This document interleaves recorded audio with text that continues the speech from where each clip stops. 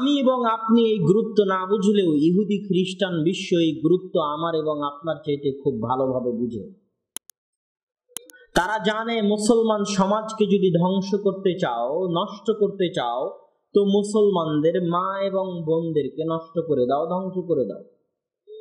এর চেয়ে সহজ পদ্ধতি, এর চেয়ে সহজ বুদ্ধি একটা সমাজকে, একটা পরিবারকে, একটা দেশ, একটা জাতিকে ধ্বংস করার এর চেয়ে সহজ বুদ্ধি নাই যে ওই জাতি, ওই দেশ, ওই সমাজ, ওই পরিবারের মেয়েদের, নারীদের, মহিলাদের নষ্ট এবং ধ্বংস করে দাও।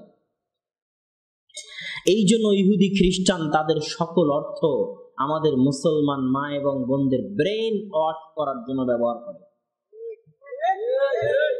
তারা বলতেছে আফগানিস্তানে ঢুকে, সৌদি আরবে ঢুকে জোরপূর্বক এদের বোরখা খোলা যায় না, তাহলে এমন থিওরি ইউজ করো যেন এরা নিজেরাই বোরখা খুলে ফেলে দেয়।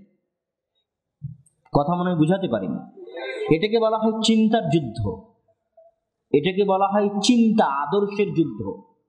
আমি আফগানিস্তানে ঢুকে, সৌদিতে ঢুকে জোরপূর্বক বোরখা খুলতে পারতেছি না, জোরপূর্বক উলঙ্গ করতে পারতেছি না, তাহলে দরকার নাই জোর করার।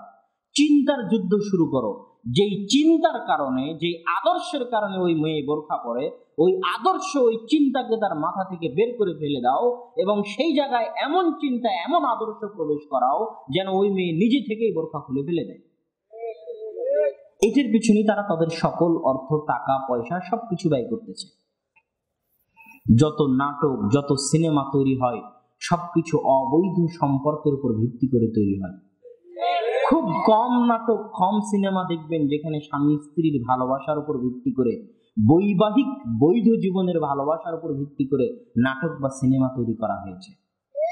কেননা সকল নাটক, সিনেমার একটাই উদ্দেশ্য থাকে, যেন এটা বিষাক্তের মতো যুবক সমাজের মাথায় প্রবেশ করে এবং তারাও যেন ওই সাহসিকতা দেখানোর চেষ্টা করে যে তার প্রেমিকাকে নিয়ে পালিয়ে যেতে হবে, প্রেম করতে হবে, ওই রকম একটা রোমান্টিক জগতে যেন সে বসবাস করে তার ব্রেন নিয়ে, তার বিবেক নিয়ে, এবং সেই চেষ্টাই যেন সকাল সন্ধ্যা রাত দিন করে।